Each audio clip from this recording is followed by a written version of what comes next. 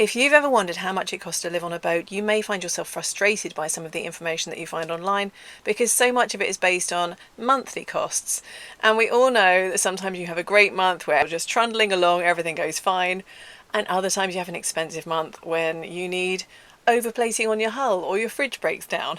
So the only way that you're going to get a true idea of how much it actually costs to live on a boat is to look at a longer period of time. Today is your lucky day because not only have I lived on my boat for 7 years, I am such a nerd that I've kept notes on how much I've spent. So join me as I give myself an audit.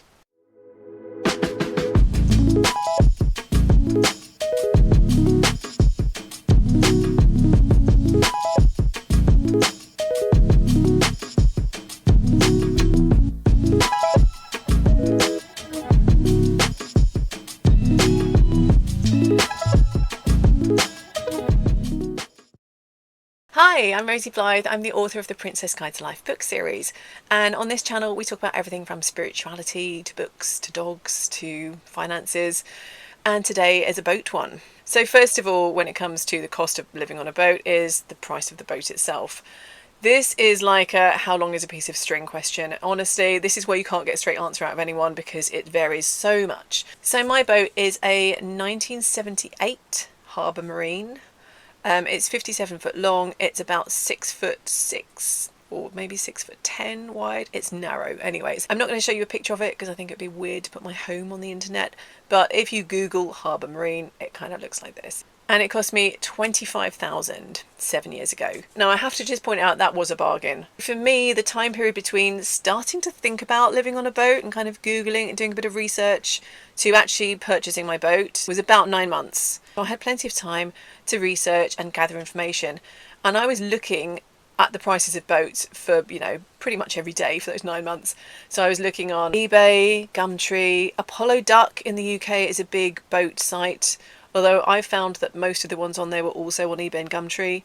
Facebook Marketplace I think is a good one. And the best thing that you can do is join as many groups as you can. Facebook has various boater groups for boat women, for anyone, for London boaters. And people will put their boats up for sale in there. And generally I think they do that a little bit before they put them out on anywhere else because they would rather sell to someone who's already a boater, I guess. Who knows what they're doing, who isn't going to mess them around. I've seen some pretty good bargains even recently because I know people keep talking about the fact that prices have gone up. I would say though, as a very, very, very general rule of thumb, expect to pay about £1,000 per foot of length. So a 20-foot boat, about 20 grand, a 50-foot boat, about 50 grand. Obviously that's very general, like I said, and wide beams are a whole other kettle of fish. And obviously there are so many other factors that affect it, like the age of the boat, the state of the boat, like is it ready to move in or does it need loads of work? Is the engine working? All that kind of stuff. So if you are very good at DIY and building stuff, you could buy a really crappy old boat and do it up and it would be a bargain. Or you can buy empty shells for a reasonable price and then you get to choose how you kit it up, but obviously that is all expensive, and if you're not doing it yourself that can really add up when you're getting someone to do it for you. So yeah, all sorts of factors, but that's how much I paid, $25,000 for a pretty decent boat. So the guy I bought the boat from, he actually did something very sensible, which is getting a survey done before you sell it. Because obviously if you are in the business of buying a boat, then you have to get a survey done, which means getting out of the water, putting it in a dry dock for a week, because they're always a week, even if you only want it out for one day, paying a surveyor about 500 quid. That's expensive before you've even committed to buying the boat. So I think he did a really good thing, which is to make it so easy. So just before I bought it in 2017, it had had its blacking, it had had a survey to see what anything that needed to be done to it, and then those things had been done and he had the invoices to prove it. And it was in an okay state. I mean, the guy that I bought it from, he was living in it. And there were various things that I have spent money on that I didn't really need to. I just wanted to because I wanted to change what he had. But I could have just moved in, lived in it as it was, and it would have been fine. So let's start with the total. So 2017. So I bought it at the beginning of June. So I've got the first 6 months, June to December. So I've split it into absolute essential costs and then the kind of semi-essential costs that kind of needed to be done, but it was kind of up to me as well, and then like frivolous things that I just spent money on anyway. So let's start with the essentials. So the boat itself, as I said, was 25,000. The Canal River Trust, CRT, because it's easier to say, and that's what everyone calls it. You have to buy a license, and basically the license depends on the size of the boat. But if you are a continuous cruiser, as I am, then you buy your license, and then part of the contract is you have to move on every 2 weeks. So the CRT license, I paid for a year. So this was from June 2017 to June 2018. And it cost me £957.07. You do get a discount if you pay immediately. Obviously, like with the first year I bought it, I just got it when I did. But they do kind of give you an email around about 2 months, 6 weeks before it's due, and if you pay immediately you get like a 10% discount, I think it is. So it's worth doing. My insurance cost £136.48, and that was for the year. So I spent in the first 6 months £415 on engine services and repairs, so I guess one service and then a couple of repairs. 2 gas bottles, that was £56. Is that £56 for both? That's gone up. Diesel, I spent £29.22, and I have to point out that I probably already had a fairly full tank when I bought the boat, and I didn't spend any money on coal, and I remember it came with loads of coal and loads of wood. So I was kind of fully stocked up to start with, just in case you're wondering why that hasn't cost me much. So I spent £48.85 on fixing the stove. I think maybe the glass was cracked, and I know I had to replace the rope. And my sister-in-law helped me with this because she knows about stoves. So yeah, that was that much. And £43 on ropes. I guess I needed new ropes. Maybe the old ones were frayed. This was 7 years ago, so I can't remember why. So on the absolute essentials that I had to spend money on, the costs were £1,685.62. And now we move on to the slightly less essential stuff. But for me, it was sort of part of moving into the boat. So you can be the judge of whether these were essential or not. Now my boat came with a cassette toilet, but it wasn't working properly, or maybe I broke it immediately, I'm not sure, but basically the flush wouldn't work. So I'm not going to go too much into detail about all the different kinds of toilets you can get, but long story short, I got a compost toilet. Now I got an airhead one, so I spent £1,018.50 plus £48.49 for a vent to go with it. Yeah, which is very expensive for a toilet. And I know that you can get cheaper compost options. You can even build a compost toilet. I mean, people do all the time. All you need is a separate bit for the wee and the poo to go in, so that your poo dries out and your wee you can just dispose of. But yeah, I spent a lot because I wanted to get a toilet that looked like a regular toilet. I didn't want to get like a big wooden box with a hole in it. Because I wanted my home to be kind of welcoming to people, and I didn't want people to kind of be scared to use the toilet in my home. But spoiler alert, they still are. People don't like using the toilet on boats. It's a bit like using the toilet on an airplane. You're like, what's going to happen when I press that button? I spent a lot on the toilet to make it look like a regular toilet. Maybe too much. But anyway, that's how much that cost. Oh, and also the bathroom was kind of a weird layout. Like there was a little tiny sink outside of the bathroom, like essentially in the kitchen. People putting their hands all over the door handles before they wash their hands. Like, I'm not a hygiene freak, but that just strikes me as weird. So also, once I'd taken the whole cassette toilet out, or got a handyman to do it, there was more room in the bathroom, so I was able to put the compost toilet and a small sink in there. So the sink unit, £57.99. I put in a shower door costing £50.99. You walk through the bathroom to get from the kitchen to the living room. I wanted like a kind of a divide, just to make it feel like you weren't walking through a bathroom, because it felt weird to me. So yes, nice solid shower door. So I hired a handyman to do this, and altogether he cost £297.33. So that was like putting the shower door in, taking the old toilet out, plumbing in the new sink, moving all the plumbing bits, tubes, whatever they're called. I have on my list furniture removal, £41. I don't remember what that was. I have no idea I can't remember. So, but yeah, it cost me £41. Miscellaneous DIY, £324.44. So that was all the filler, all the varnish remover.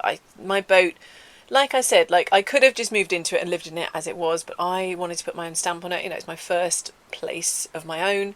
So I did the whole thing. Like I filled in all the holes in the little, because it's got paneling, as you can see. So lots of filler, choosing nice blue paint, painting the kitchen pink. I'll do a tour at some point. I won't do it in this video because it'll take too long. The bathroom's purple. The ceilings, obviously I redid those.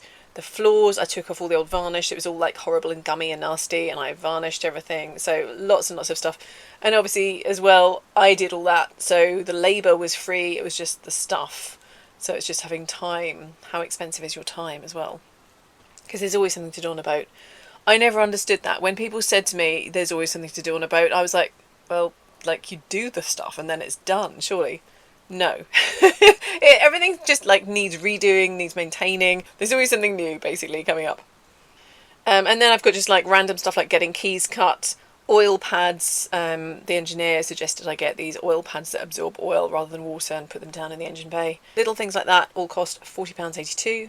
So these semi-essentials, or what I would consider essentials for home improvement, cost £1,960.25. And then we've got the fun stuff which isn't actually essential, but I think it's worth mentioning because like when it comes to furniture, like you might have furniture already, but do you have furniture that will fit in a boat? No, I had stuff, but I had to just rebuy a lot of things because they wouldn't fit. Like the chest of drawers I had was too big, so I had to get a slightly smaller one. I had to get a sofa that would fit exactly. And actually, on this channel we do talk about manifestation. I manifested furniture that fit perfectly. So I've got sofa, £159.99. So it's a cheap click-clack one. I wanted to get one that was a 3-seater so that it would double up as a bed so that I could have people sleep over, and it has worked out great for that, so worthwhile. Chest of drawers, £45, that was off Gumtree. I got a tall boy, like cabinet, £15 off Gumtree. A desk, £12. I can't read my writing here. Bootwear? Bookcase. A bookcase for a tenner. And you can actually see my bookcase right here. Then the rest of like soft furnishings and cushions and cute things for my kitchen, £663.47. So yeah, I kind of went a bit crazy, but it was my first home on my own. So you might have all this stuff already, so you won't even need to think about it. But just bear in mind, you might have to be thoughtful about which furniture you can bring on a boat which will fit. If you get a wide beam boat, you can pretty much, I mean, they're essentially the size of a flat, so you can just do what you like. But for a narrow boat, you really have to think about the best use of your space. Stickers for the exterior. So when I got the boat, the guy before me, he'd covered up. He'd put like black and white checker vinyl along the sides of the boat, and I didn't really like the look, so I peeled it off. And then I realised why he had done it. It was because the boat had like weird Bible quotes written all over it in paint. I have nothing against Bible quotes, but I didn't like having to explain them to people, and I'd just be like, I don't know why it says that. I didn't do it. So to cover these up, just to literally to avoid having these conversations with people who'd always ask me, I just got a bunch of like vinyl stickers of various animals and things. So they cost me £14.61. So it was a good price to pay to avoid having random conversations about the random stuff on the boat. So the total for the sort of personal, non-essential home stuff was £803.93. So my first 6 months on the boat altogether, including from the essential to the completely luxurious frivolous stuff, was £4,449.80, plus of course the 25 grand that I spent on the boat. So that's my first 6 months. So 2017 June to December is done. So moving on to 2018, CRT license £887.21. That's actually like from June to June because that's when I bought the boat. Insurance £147.68. The amount I spent on diesel was £36.42, which isn't a lot. I don't think, I mean, I am quite lazy, so I don't travel miles up and down for no particular reason. I just kind of like trundle a couple of miles, stop for 2 weeks, go a couple of miles, stop for 2 weeks. Like that's what I do, because I'm not living on a boat because I wanted to travel up and down the length and breadth of the country. I just wanted like an affordable way to live. Anti-diesel bug, £14.50. Diesel bug sounds made up. It sounds like drop bears in Australia, but it's real. It's like a bug that can get in your diesel. So yeah, I think if you get it in your tank, you have to have like proper treatment, but you can just top it up with this anti-diesel bug, just keeps it at bay. So that's what I do. Fuel to burn, wood/coal, £33.94. Again, seems really small, and I think that's largely because I get my wood from a lady that I've known for years. It's like she's ridiculously cheap. Like when I talk to other boaters about what they've paid, they'll be like, oh, we've got a quarter of a, what do they call it? A cubic meter, I think they get. And the price they quote, I'm like, okay, that's a lot more than I'm paying. Like, I have a Nissan Micra. I can fill up my boot and my back seat, and it costs me maybe £25. So yeah, and that will last me for quite a while. Also, I am a little bit stingy in my wood and coal burning. I'm not trying to make my boat really, really hot inside. I'll just take the chill off. So I'm fine with wearing seasonally appropriate clothes. If I'm wearing like, layers indoors, I think that's normal for winter. I'm not going to be sitting there in like a little string vest. So I don't heat the boat to that extent. But maybe that's why I've had lots of mould, I don't know. The new chimney top, that's kind of essential. That was £12.75. Engine repairs, £530. I haven't mentioned a service, but I'm guessing that includes a service as well. So yeah, £530. That's quite a lot, isn't it? Engine oil, £27.99. A new leisure battery, £110.80. And petrol for the generator at £6.86. So not using the generator a whole lot. I'm going to talk about batteries at the end because I think it's important to talk about batteries. So what else have we got? Toaster stuff? What does that say? Oh, toilet stuff. I can't read my writing. Toilet stuff. So because I've got a compost toilet, I don't have to pay for like anyone to empty it, which is the one thing when you have a pump out toilet that you have to pay for someone to do it. Compost toilet is so easy. You just dispose of any liquid, and then the solid you can save it up until you next passing the Elsan. So I have some dustbins in the bow of my boat where I just like dump it. It's really not that disgusting when it's a compost toilet because it's all kind of dried, so it doesn't like smell as bad. It just like looks like compost. So yeah, toilet stuff. So the how do you say it? Koya, I think it is. Or you can use sawdust, but I was using Koya. So you put that in the toilet, and then when you turn the little handle, it like helps to aerate it and it covers up the fresh poop. So I spent £40.31 on toilet accessories, not including toilet paper. Fire blanket, £7, essential stuff. So the total for absolutely essential stuff for living on a boat was £1,855.46. So then we go on to the kind of semi-essential stuff. So here we've got the handyman. He cost £357.82. So various stuff that he was doing, I think installing the toilet, hacking a hole in the ceiling for the vent to go through, all that kind of stuff that I didn't have to pay for a handyman. I could have learned to do it myself, but it was just so much easier to get the handyman. So I guess you could argue that I could learn how to do an engine service and fix my engine, but I'm just like, that is not part of my skill set. So I'm fine with letting someone else do it and paying them. I really am. Miscellaneous DIY stuff, £141.28. So not as much as in the first 6 months. So I guess I'm painting and stuff. It was almost like coming to an end at this point. So curtains, which includes fabric and all the hooks and the wire and stuff, that cost £183.06. I've got 6 sets of windows, so 12 windows altogether. 12 windows, that much on curtains. And I made them myself. I just bought the fabric and then I just hemmed little bits and put them through. Shelves and brackets, £18.69. So again, not super essential, but I wanted shelves. A generator, £459.99. To be honest, I don't use the generator a huge amount, but it is really useful for those times when you need it. It's really good to have it. Most things you can run the engine. It's just like in winter sometimes, like I've got a Lister engine, so it's very loud. It sounds like a tractor. So if you want to run that to charge your batteries up a little bit more, it can feel a bit antisocial. So the generator is like slightly quieter, and it's useful if you want to use like power tools or anything like that. But yeah, I don't often use my generator, so I probably could have got away with not buying one, to be honest. USB chargers, £5.50. Again, kind of essential for me. I think kind of essential for most people, but it's not strictly, like you don't have to have things charged into them on a boat, so it's not really an essential cost, but yeah, £5.50. Laptop chargers, again, essential for me, maybe not essential for you. £26.47. You have to buy 12-volt chargers for stuff. And I'm going to name and shame PC World. I walked into there and asked them about this, and they were like, oh, no, we don't, like, it's completely different. You can't get a laptop charger. And I was like, well, this is awkward because I've already got one. So you just have to look for car charger, basically, and then you'll find the thing that runs on 12-volt. Inverters, £29.99. I think the idea is that you can plug things in with your regular plugs, and I don't think I've ever really used it, or I forgot. I don't know. I don't know why I've got inverters, but I don't really use them. Doormat, £9.99. Again, like, you could argue this is completely non-essential, but I kind of think a doormat is essential because you're walking along a muddy towpath to get into your house every time. Reflective window film.